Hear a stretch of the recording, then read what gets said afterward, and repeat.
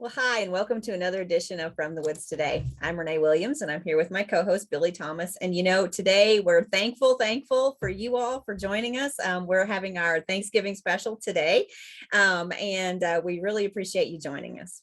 Yeah, no doubt, Renee. We'll be taking next Wednesday off, but we appreciate y'all being with us today. And and thinking of Thanksgiving, we wanted to have some specials related to Thanksgiving. So we've got a few speakers on here that are going to kind of be Thanksgiving centric, if you will. I'm going to be giving a presentation titled "Thankful," and it's what we're thankful for here in Kentucky, related to our woods and wildlife, and all those who own and care for those. Then we also will be covering Eastern white pine. This is a tree that's often used as a Christmas tree. So a lot of times people think of Thanksgiving and then Christmas is right behind it. Sometimes before it. Yeah, sometimes. Well, if you go out to the stores, sometimes they get ahead of themselves. But anyway, we'll be talking about the Eastern white pine. Laura's going to have that segment on there. And then we have Dr. Matt Springer is going to be talking about turkeys, wild turkeys, that is. And then we have Megan Bueland's going to be talking about a special kind of turkey-related fungus. So I'll just leave it at that, and we'll get to it here in a little bit. But we appreciate y'all being with us today. You can interact with us via the chat pod if you're on Zoom, and if you're with us Facebook Live, please use the comment section and we will get to you as quick as we can. But thank you all for being here today. So we're going to get this started with you, Billy. Oh, yeah. You know what? I am thankful for you for joining us on the show every week and being my co-host. I greatly appreciate it. Oh, no, it's a wonderful thing to be part of this show. And I really appreciate all of our viewers out there and all those, whether you view us live or you're viewing the recordings, we appreciate it very much. And, we're thankful for you as well. But I did put together a presentation entitled "Thankful," and I'll go ahead and get to that, Renee. All right, so folks, we wanted to kind of mention what we're thankful for, and hopefully I also tried to sprinkle in some education in here as well, some interesting facts, hopefully, for you as well. But we really want to kind of highlight our thankfulness, if you will, for Kentucky's trees, our woodlands, their owners, as well as those who own and support them. That's an important group out there. So let's get into that a little bit more. All right, so what I did is I took a thankful and I broke it down into some little letters here that represent different aspects of what we're thankful for related to forests and wildlife here in Kentucky, trees and healthy woodlands for sure. All the wildlife we have in Kentucky, and we have a lot, and we'll talk about that in a moment. And the natural resources that are really protected by our woodlands. They do it a lot for that, and we'll talk about that. And I would be remiss if I didn't mention all of the organizations and agencies that are out there to work and support with our woodland owners and those who are trying to make these lands as healthy and as productive as possible. So we'll give a big shout out to those folks as well as our forest industries. Our forest industries take these wood products and they make wonderful things that we use all the time, and we'll talk about that as well. And then, a lot of folks live in our cities and our towns, so our urban forests play an important role as well. And then we'll wrap up with the landowners and their importance to this whole enterprise here in the state of Kentucky and really in the United States as well. So let's talk about why we're thankful for each of these. All right, so let's start with the beginning. We'll start with trees, right? Trees are really the backbone of our woodlands, right? They are the skeleton, the framework. They are what all our forests and woodlands are made up of, and they provide the homes for many other creatures and other life forms that are out there. So without the trees, we would not have woodlands, right? So they're really important. And I did a little query on how many trees do we have in Kentucky, and as of now, we have a little over 7 billion trees in the state of Kentucky that are greater than 1 inch in diameter. So that's a lot of trees out there, a whole lot of trees. Approaching the number of trees is the number of people on this planet. So there's a lot of trees here in Kentucky. And if you look at how that tree population is distributed, we have over 110 native tree species here in the state of Kentucky. And that's one of the great things about Kentucky's forests and woodlands, is that diversity gives us a lot of protection, because if something happens to one species, then we have other species that can kind of fill in those gaps. And we've seen stories of that before. The American chestnut's one that comes to mind, a species that dominated our landscape. But when that was taken out, the oaks and the hickories quickly kind of filled filled in those holes. So that diversity gives us some resiliency against change and stressors. And then I looked at how much wood is out there, right? Because we do have a lot of standing wood in Kentucky's forest. So this is just the amount of wood that's currently merchantable in Kentucky's forest. So it's a big enough size. It's in trees that are big enough size that they can be sawn. And we're looking at over 79 billion board feet. And if you're looking at how much is that, it's a lot. I think in our heyday, we were maybe harvesting up to maybe 1 billion a year in board footage. So it's a lot of wood is standing out there. And if you look at how that's kind of broken down, of those 110 native tree species that we have here in Kentucky, if you look at how that wood is distributed, it's spread out over really a lot of these species I'm highlighting here. We have 18 different species of oak trees in Kentucky, 5 species of hickory that are showing reportable volume, 5 species of maple, and 3 species of ash. So there's a lot of volume, a lot of diversity, and we have a lot of diversity even within our own groups like oaks and maples and hickories. So there's a lot of diversity, and that diversity is a good thing. It helps us a lot. People often wonder, are we running out of trees? And this is an important question. It really is. And historically, we are basically growing twice as much as we are harvesting. I do put a little asterisk on there, though, because it's not evenly distributed. We tend to harvest at the highest grade and a few number of species. So we are basically harvesting more in some areas than we are in others when it comes to the species that are out there and the quality of those species. And what that is doing, though, is it is causing some problems in some places. So the White Oak Initiative is an example of where we're trying to address that issue, where we've kind of really hit the oaks hard, especially the white oak, because it's in such demand. But we got to make sure that we have some white oaks coming up behind it. So while we are overall growing twice as much as we are harvesting, it is not even. So there is some work to be done in that regard as well. So let's talk a little bit about healthy woodlands. Woodlands are so important. They do so much for us. And when I'm talking about healthy woodlands, I'm really talking about woodlands that are being monitored and protected from all of these threats that are out there. We've talked before on this show that just leaving your woodlands alone is unlikely to yield satisfactory results because of all these stressors that are out there, whether it is these invasive plants or wildfire. There's just a lot of threats that are coming down on our woods. So these healthy woods are going to be monitored and protected against those. The other thing, we want to think about is these healthy woodlands. They're so important to our overall quality of life. They provide so much. And we'll talk a little bit more about some of these benefits that our woodlands come when we get to the natural resources element. But, healthy woodlands help us all. They not only help the owners, they help those communities and those counties. They help our state. They help the U.S.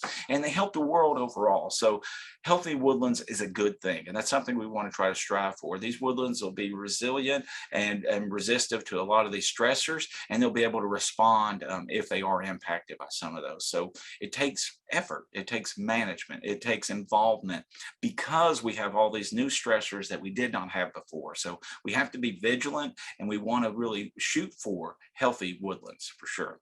All right.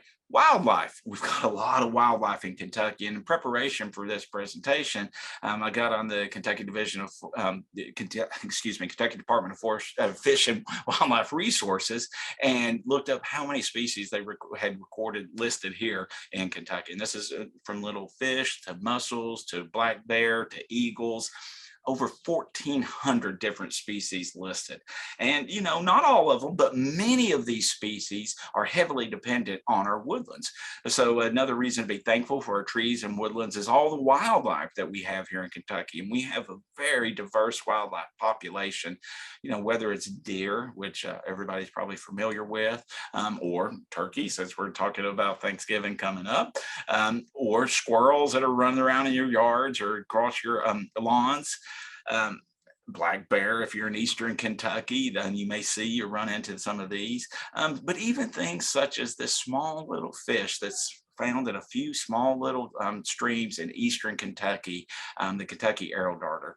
So we have a lot of diversity, and many of these species are dependent on our trees and the woodlands for habitat, for food. So it's important that we take care of our woodlands because of so many others that depend on them. Not only people depend on these woodlands, but our wildlife depends on them as well. Okay.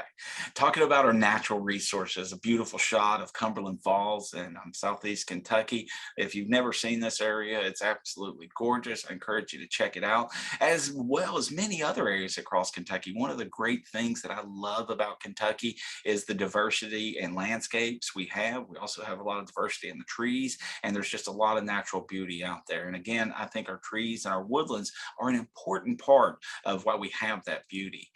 So we think about what they do, and they are really, to me, I guess I'm biased, are really one of our most important natural resources, our trees and woodlands, because they are kind of the protectors, if you will, of some of these other things that are really important to us. If we think about flooding, and keeping water clean, our forests do such an important part of that, whether they intercept those raindrops and leaves, or they absorb in that precipitation, and they help safeguard us from flooding and some of the damages that flooding can cause, such as erosion. If we don't have these trees on these stream banks and these creek sides, they are much more prone to erosion. So they play an important role in holding our soil in place. They also, as we all know, they provide oxygen for us, and they help clean our air. And part of the way they clean our air is by sequestering carbon out of the air. And if you've been following the news over the last few weeks, there's been a lot of talk about trees and deforestation in Scotland at the climate summit that they've been having. And there's been a pledge to really stop deforestation. Now, we don't really have that as much of an issue here in the United States, but around the world, it is a growing problem. And we've seen on a steady decline of our forests at a global level over the years. That decline seems to be declining a little bit, but we are still losing a little more each year than we had before. So that is a concern. So you're going to see increased attention in the coming years on our trees and woodlands as an important part of this response to climate change. So there's going to be additional opportunities, I believe, for our trees, woodlands, and the woodland owners and those communities that are kind of heavily forested. Next, I want to talk a little bit about the organizations, and there's so many of them. One of the great things we love about this from the Woods Today show is it gives us an opportunity to highlight many of the partner groups that are out there and all the great work they're doing. And there are many organizations, and this is not meant to be a complete listing. I didn't have the time to list every single one of them, but I did want to list some of the highlights of some of these groups that are most closely tied to our woodlands and working with woodland owners to make sure that they're healthy and productive. And I have to start off with our good friends over at the Kentucky Division of Forestry. They do so much great work in this state, and they are really our front line of defense when it comes to fighting forest fires. They also play an important role in protecting us from some of these invaders, monitoring those, and developing responses to that. They also are an important provider of tree seedlings, forest management assistance to woodland owners, logging inspections. The list goes on and on. They do so much, and we're very thankful for the Kentucky Division of Forestry. Next, I'd like to thank the Kentucky Association of Consulting Foresters. These are the men and women who work with our private landowners, often when it comes to selling timber, but in other aspects of timber management as well. So they work on behalf of those landowners, their clients, if you will, to try to help make sure that their woodlands are as healthy and productive, and that they get a fair market price for their product as well. Next, the Kentucky Department of Fish and Wildlife Resources. Many woodland owners get into woodlands and woodland management for wildlife. And we are blessed to have a Department of Fish and Wildlife Resources here in Kentucky that does a lot of good work, whether it is dealing with black bear or elk or squirrels or fish or whatever, or the latest thing with the sick birds that we were seeing around the feeders. They are active and engaged, and they do a lot to try to protect and help our wildlife. And they also do a really lot with private landowners when it comes to trying to manage for wildlife on their own property. So big thanks to them. Next, I'd like to acknowledge the Kentucky Natural Resources Conservation Service, an important federal agency, but I want to just highlight our group here in Kentucky and what they are doing to try to help landowners. They are an entity that can provide both technical assistance as well as financial assistance when it comes to putting in forest conservation practices on the ground. So they play an important role in helping us manage our woodlands. So a big thanks to them and all their fine people and what they do.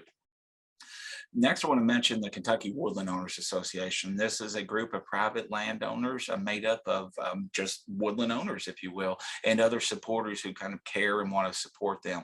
And they work tirelessly on the behalf of all woodland owners, whether you're a member or not, and you're a woodland owner. Please know that the Kentucky Woodland Owners Association is working very hard on your behalf, trying to make sure that you get the recognition and the support that you need to take care of your woodland. So a big thanks to our partners at the Kentucky Woodland Owners Association. If you're a woodland owner and you're not a member, please consider joining them. It's a good group that does a lot of good work.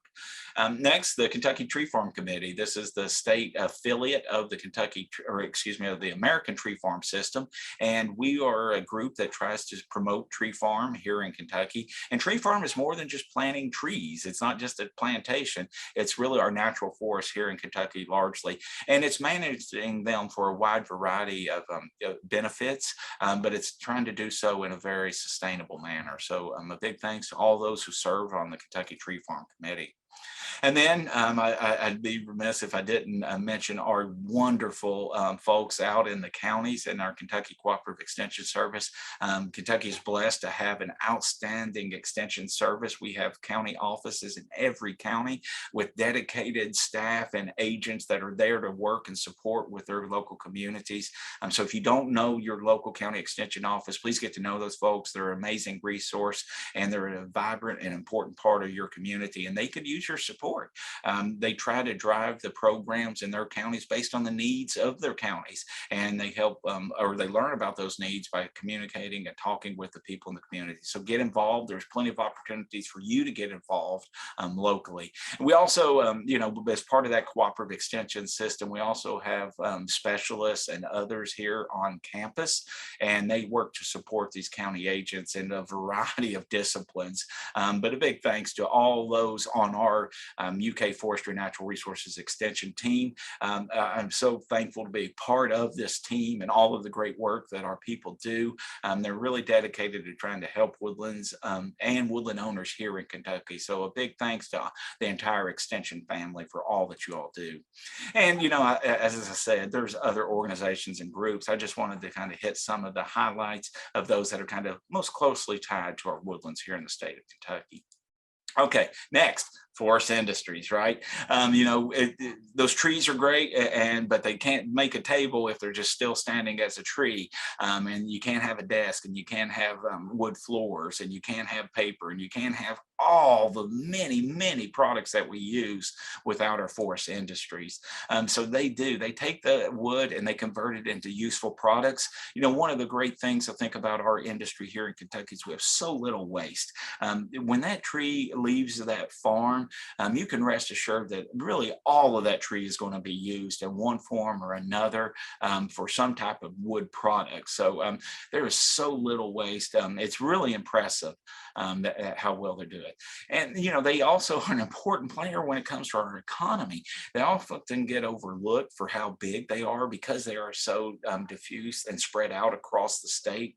But if you just look at some of the numbers that we generate here out of our department, looking at the contribution of the forest industry here in Kentucky, it's significant. This past year, we noticed a little over $9.5 billion in direct economic contributions to Kentucky's economy, which is a lot. If you expand that out to the total, it's nearly 14 billion. Likewise, when it comes to jobs, more than 27,000 jobs are directly tied to the forest sector here in Kentucky, and that's a lot.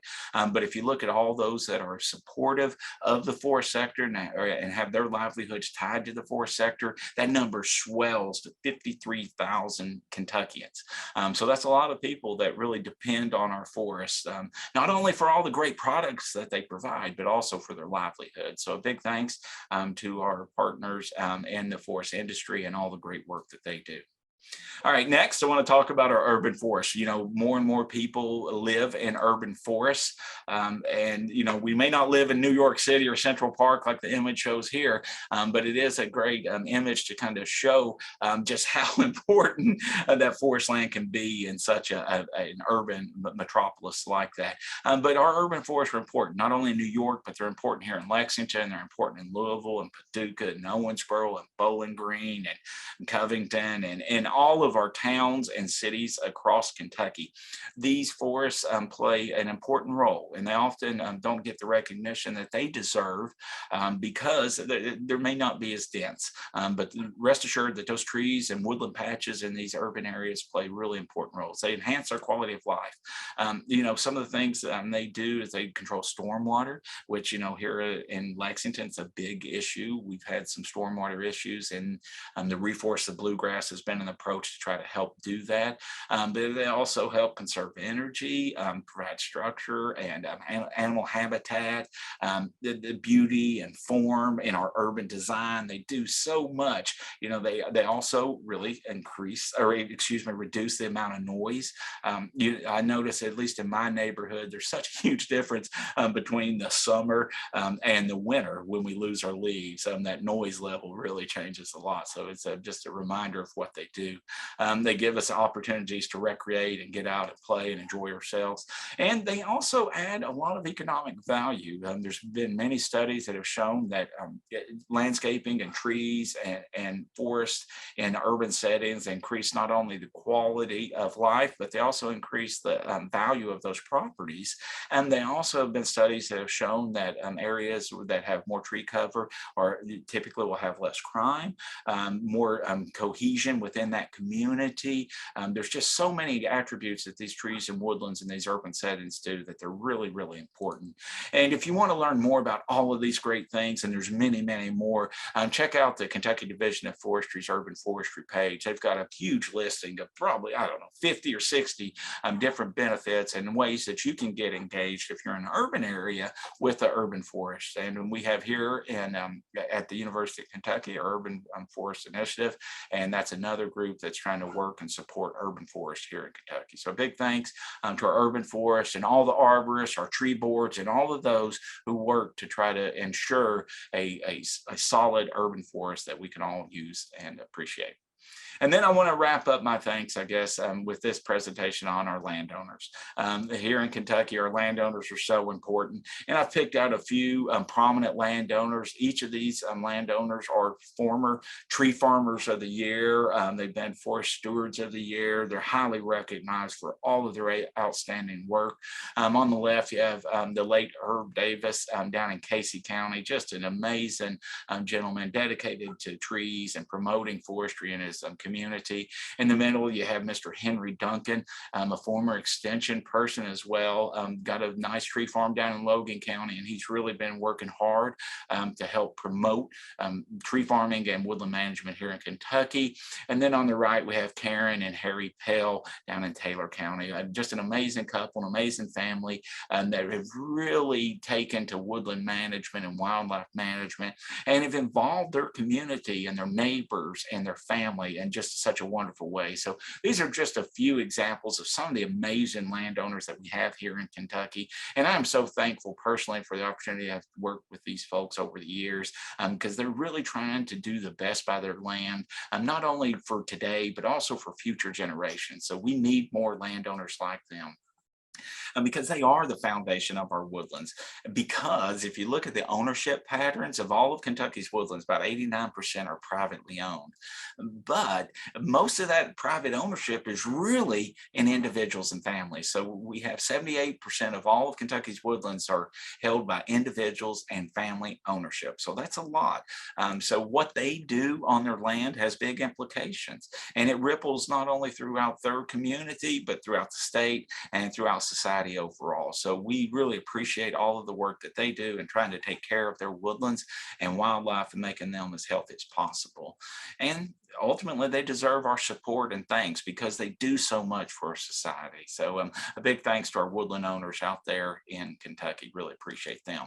And then finally, I'll thank you, the viewers, and those that are interested in learning more about Kentucky's woodlands and wildlife. Thank you. Thank you for being a viewer of this show, and thank you for telling others about it. I think together we can have a bigger impact. So I'm very appreciative and very thankful at this time. So thanks. Well, Billy, I thank you for doing that presentation. That was awesome. A lot of thanks going around here. Hey, but we've got a lot to be thankful for. We really do. Really do. good time to recognize that and acknowledge all of these outstanding folks and groups that we have here in the state. So. Yeah, and you mentioned about the trees and how many trees there are in the state, and are we having issues where we might be running out of trees? Well, in certain areas, there are certain species we're having some issues, right? So I mentioned that we're growing twice as many as we're harvesting, but that harvesting is concentrated in kind of a narrow group of that growth. So typically what that means is we're harvesting the highest quality in a limited number of species. So in those species, we're having some issues, right? Overall, we're good. Right, we're growing twice as much, just from a pure wood standpoint, but there are some concerns, and that's one of the reasons like the white oak initiative is in place, right? Because we've been so heavy on harvesting white oak and high quality white oak that there's some concern about the long-term viability of it. So the white oak initiative has been established to try to promote that. So while yes, we're growing twice as much as we're harvesting, we still have some work to do. We really do. Makes sense. All right. Well, let's move on to our tree of the week. I know. This is a cool tree. Hey, Lori. Hey, Lori. Tell us a little bit about today. Okay, so I'm covering Eastern White Pine, and I chose that one because, we're approaching Christmas and Thanksgiving, and usually a lot of people go out and get their Christmas trees maybe right before Thanksgiving or that weekend after Thanksgiving. And a lot of our Christmas tree farms open up. Some of them will be open before Thanksgiving, that weekend before. And then a lot of them will open that first weekend after Thanksgiving. So if you want to go out and look at trees, I decided to do one of our conifers here that can be used as a Christmas tree as well. But if you want to check out a place to find a Christmas tree farm near you, you can go to, and I'm putting it in the chat right now, Kentucky Christmas Tree Farms, the Kentucky Christmas Tree Farm Association. And you can go find a farm in there. They got it by a map or by a list. And please make sure that you check to see the individual farms' websites when they're open and available for you to come. Some of them are requiring reservations still due to COVID. Some of them are not, but do double check before you head out and go get yourself a Christmas tree. So with that, here is one of our conifers that we find in Kentucky, and it's Eastern White Pine. I'm Laurie Thomas with the University of Kentucky Forestry and Natural Resource Extension, and I'm here with the tree of the week, the Eastern White Pine. Eastern White Pine, Pinus strobus, is a valuable and versatile conifer. It is also called Northern White Pine. White pine is a fast-growing tree that's intermediate in shade tolerance. It is considered a relatively long-lived tree, commonly living to 200 years with about 450 maximum years of age. White pine is one of the largest of the northeastern conifers and commonly grows 80 to 100 feet tall with a diameter of 2 to 4 feet. Trees 4 feet in diameter and 150 feet tall were common in the virgin forests of Pennsylvania, Michigan, and New England. Young trees tend to be pyramidal and usually grow with one central leader, and the layers or whorls of horizontal branches give the white pine a distinctive appearance in middle and old age. Due to fast growth rate, it is widely used for timber, landscaping, Christmas trees, and reforestation purposes. Eastern white pine is native to the eastern United States and the eastern provinces of Canada. It is one of the 8 conifers found in Kentucky. It grows on most soil types in its range. It occurs on a variety of sites from wet bogs to moist stream bottoms to dry, sandy, and rocky plains. In the Appalachian Mountains, it can form pure stands or north-facing slopes and in coves. In addition to pure stands, it grows with mixed hardwoods as a scattered dominant tree. It is a major component of 5 forest cover types that include red pine, northern red oak, red and sugar maple, eastern hemlock, and chestnut oak. Eastern white pine is an evergreen conifer. Its leaves are soft, flexible 3 to 5 inch long needles that occur in groups or bundles of 5. The needles are bluish green in color, and they appear this color because there are several grayish blue lines of stomata, which are minute pores in the surface of the leaf, or the needle in this case. Typically, white pines will retain their needles for 3 years, with needles browning and dropping in the autumn of their 3rd year. Eastern white pine is monoecious. The male reproductive structures are cylindrical in shape, yellow, and in clusters at the base of the new branchlets. The females are light green with a slight red tint at the ends of the branches. The males are typically found lower in the tree crown, while the females are found in the upper portion of the crown. Flowering occurs in spring between May and June, and the flowers are wind pollinated. The fruit is a cone that's between 4 to 7 inches long. This cone is somewhat like a cylinder in shape and often slightly curved. The cone has rounded scales that are very resinous. Cones are green when immature and turn yellowy green to light brown when ripened late in summer. Most of the seeds are dispersed mostly by wind within a month or so of ripening. Gray squirrels, white-footed mice, and voles also disperse seed to a limited extent. Trees begin good seed production between 20 and 30 years, and good seed production occurs every 3 to 5 years, with a few seeds being produced in most intervening years. The cones will typically remain on the tree throughout the winter into the next spring. The bark on young trees is thin, smooth, and kind of a gray-green in color, and there's some lighter patches usually on it. As the tree ages and grows, the bark will become thicker, about 1 to 2 inches thick, and the bark will be broken into roughly rectangular blocks that are somewhat scaly on the surface.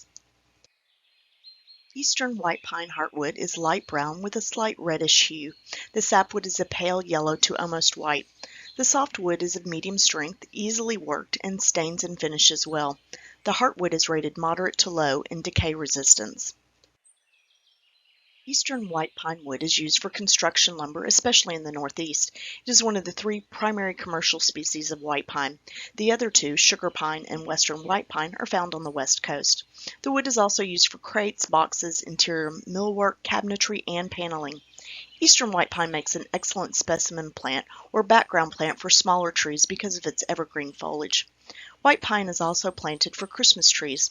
The foliage has a good color and responds well to shearing.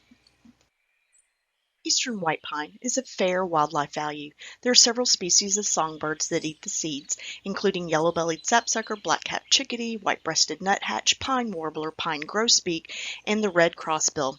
And there are several mammals that eat the seeds, bark, and foliage of white pine, and they include beaver, snowshoe hares, New England cottontails, porcupine, red and gray squirrels, mice, and white-tailed deer. Bald eagles build nests in living white pine, usually at the main branch located below the top of the crown. Trees with broken crowns provide cavity nesting sites, and young black bear cubs use large eastern white pines to climb to safety. The national champion eastern white pine is in Waldo, Maine. It's 245 inches in circumference, 125 feet tall, with a 78-foot crown spread. The Kentucky champion eastern white pine is in Edmonson County at Mammoth Cave National Park. It's 148 inches in circumference, 128 feet tall, with a 48-foot crown spread. If you'd like to know more about champion trees, check out American Forest Champion Trees or check out the Kentucky Division of Forestry Champion Trees. Now for a few fun facts about eastern white pine. Eastern white pine is the state tree of Maine and Michigan. The long, straight trunks of eastern white pine were once prized for use as ship's masts. The King of England had the biggest and the best white pines marked with the broad arrow for the British Navy, thus making it illegal for colonists to utilize those trees. This created tremendous anger and led to the Pine Tree Riot of 1772, which played a role in the events leading up to the Revolutionary War. Well, this is not necessarily a fun fact, but there are 277 different insects, and 110 disease organisms known to attack white pine. Fortunately, only 16 insects and 7 diseases cause sufficient injury or mortality to be of great concern. The 3 most important are white pine weevil, white pine blister rust, and root rot. The scientific genus name Pinus is the Latin name for pine, and the species name Strobus is from the Greek strobos, which means cone.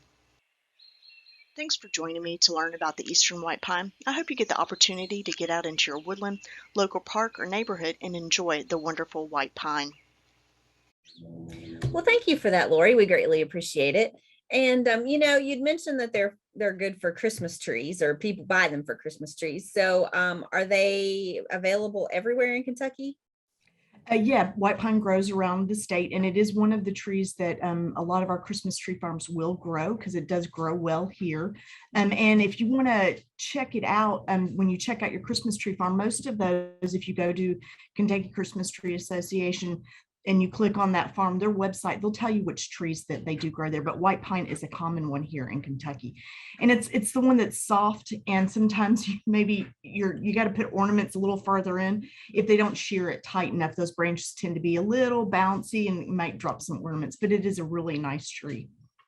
Okay, wonderful. Well, thank you for joining us today. No, Laurie, I cannot believe that white pine is attacked by so much stuff. I forgot that there were so many things. It was crazy. No, I did too. So when I put this together, I was like, oh wow, that's right. I remember that. Yeah. Pathology, but fortunately, there's just a few really big ones that cause that mortality. So, but it's a great tree. Don't plant it too close to your house because with heavy snows, it can come down kind of easy. But it is a really wonderful tree to have. Sounds like a Dr. Crocker segment. Yeah. Yeah. Thanks, Laurie. Your segments are great. Really appreciate it. Take care. All right. And another thing we're thankful for are turkeys on Thanksgiving. Tis the season, if you will. Hey, Dr. Springer. We have Dr. Springer here to tell us a little bit about turkeys. Yeah, you wouldn't let me get past Thanksgiving without talking about turkeys. I wouldn't. I'm sorry. No way. This kind of goes hand in hand. It does. So I've got a little bit of history about wild turkey, and I'll get into that here in a second. 1 second here. The wild turkey. I enjoyed that cartoon. I couldn't resist myself. Had to throw it on there. Anyway, some general information about turkey. Most of us, as we approach Thanksgiving, are probably going to be having turkeys as the meal for that holiday. But in general, turkeys are all one species, but we do have 5 subspecies that are found throughout North America. The most popular subspecies happens to be the one that we have here in Kentucky, and that's the eastern subspecies. It is also one of the largest of the subspecies. Overall, turkeys in the wild will live for about 3 to 5 years, but the oldest known bird was at least 13 years old, and it was actually caught and tagged with a leg band as an adult. So that's not exactly a number for sure, but we know it's at least 13 years old. The majority of what turkeys eat is pretty broad. They're considered omnivores. They will eat large insects, small insects, including ticks. So they're good to have around for that, especially the poults. But if they catch things like lizards or small birds, they will consume them. But a lot of what we traditionally think of is they'll eat a lot of soft mass, fruits, berries. If you're a grape producer, you're maybe not so excited to have them walking around. However, they do consume a lot of our native grape as well. Hard mass, they rely heavily on acorns from oaks, especially during the winter. But in overall, they'll also consume things like snails, slugs, worms. They eat a lot of tubers and other plant material, the vegetation itself.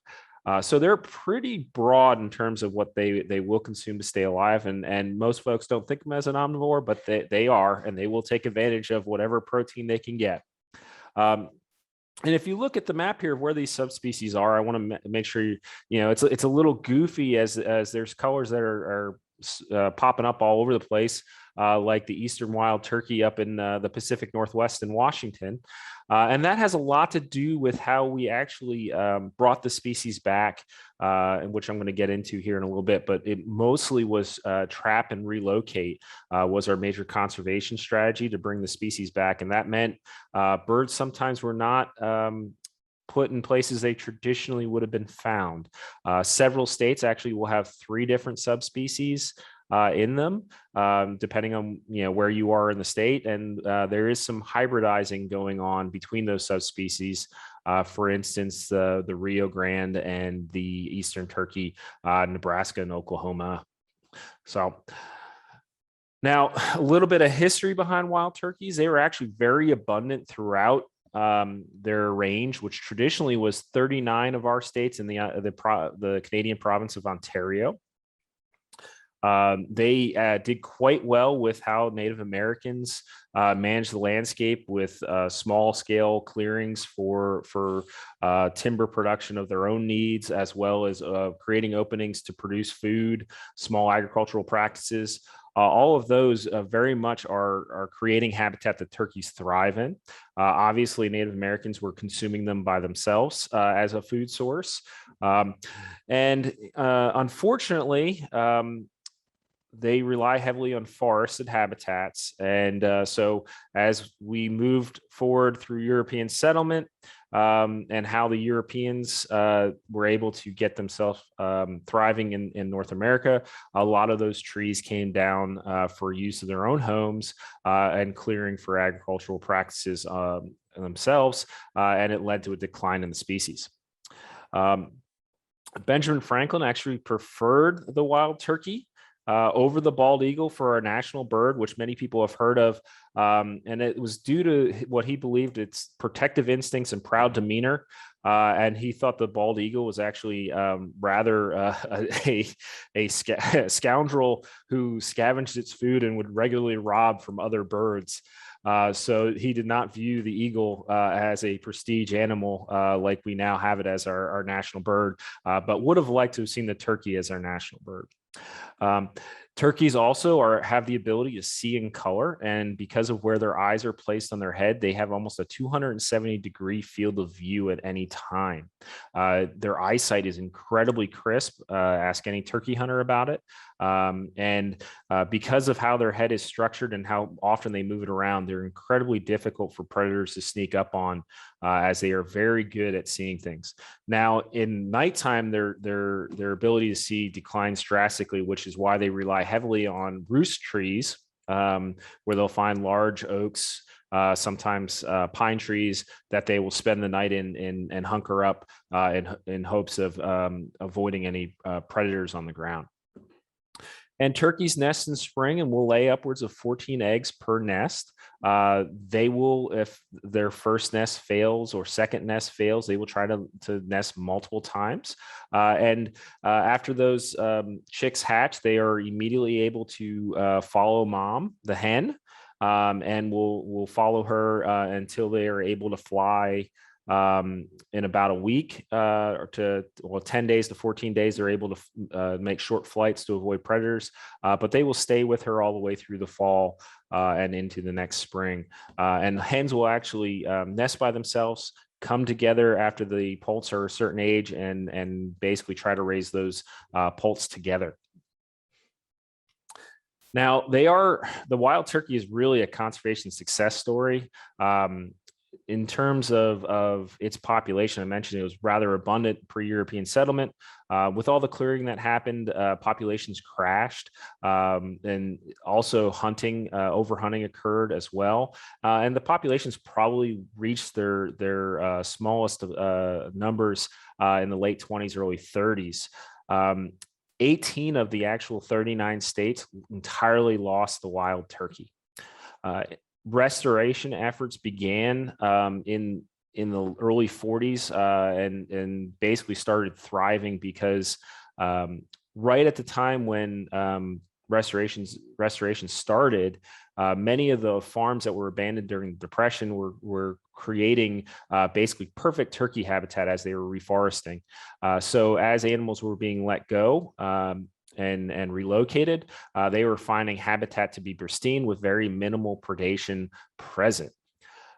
So all those restoration efforts I mentioned were due to trap relocation in areas that had turkeys, and they actually used a trap that was developed by Native Americans to catch a lot of those species, especially early on in their efforts. And that's the pole trap there, where it's basically this small building, almost open ventilated building that the turkeys would walk into and not be able to find their way out.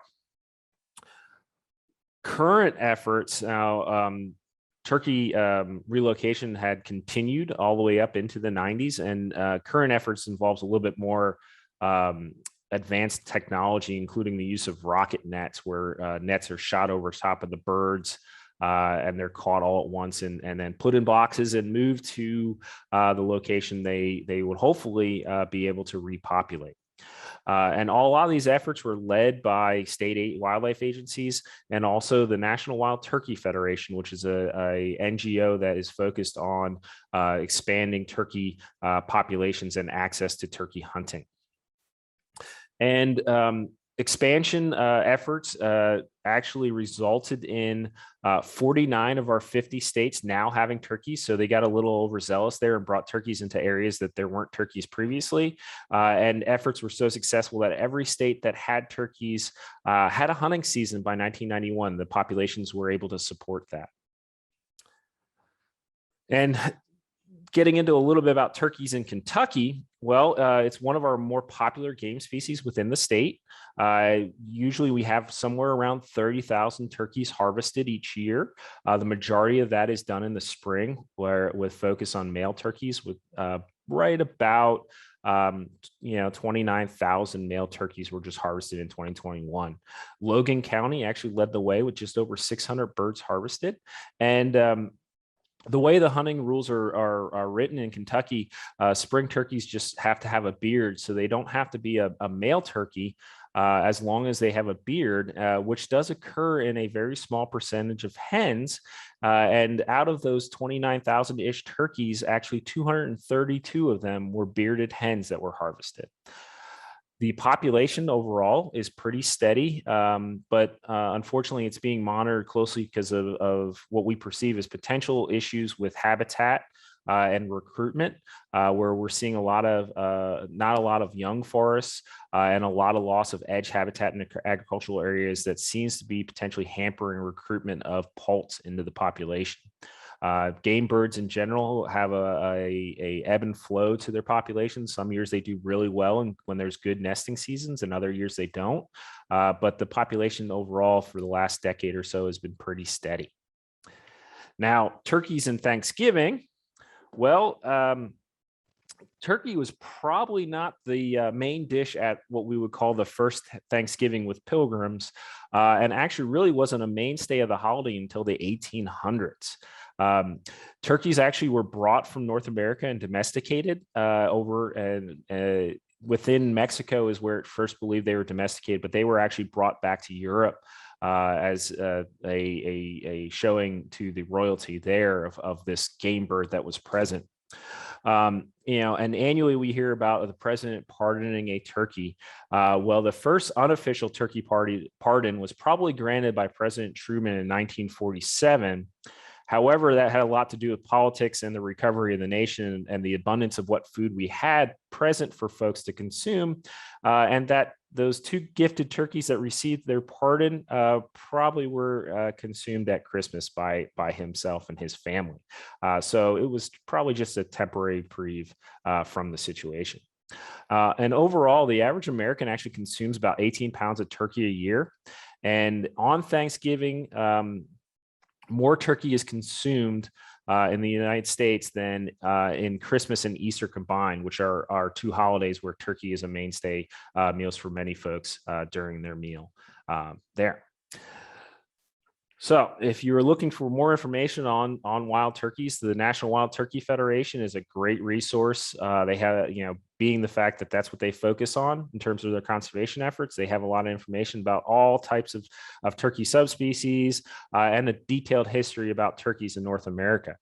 In addition, the Kentucky Department of Fish and Wildlife Resources has information relative to turkey populations and turkey hunting in the state of Kentucky. And I'd be happy to take any questions.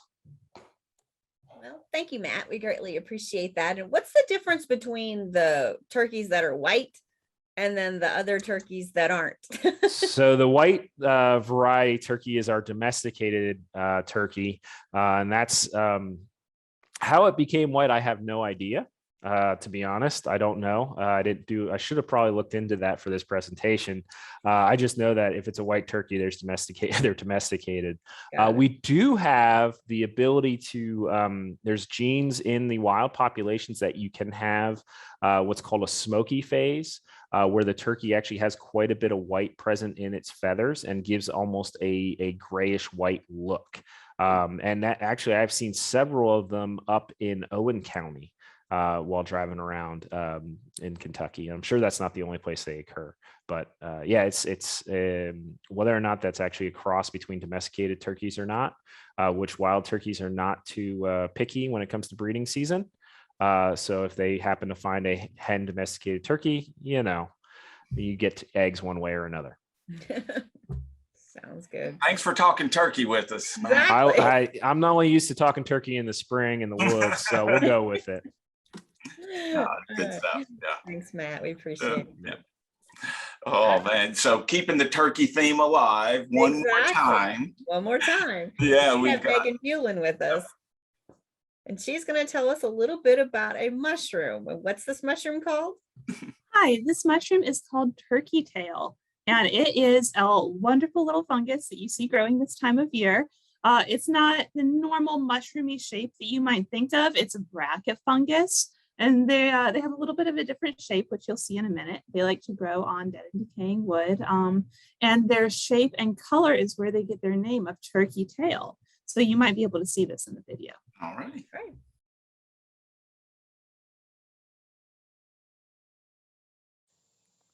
This is Trametes versicolor, the turkey tail mushroom.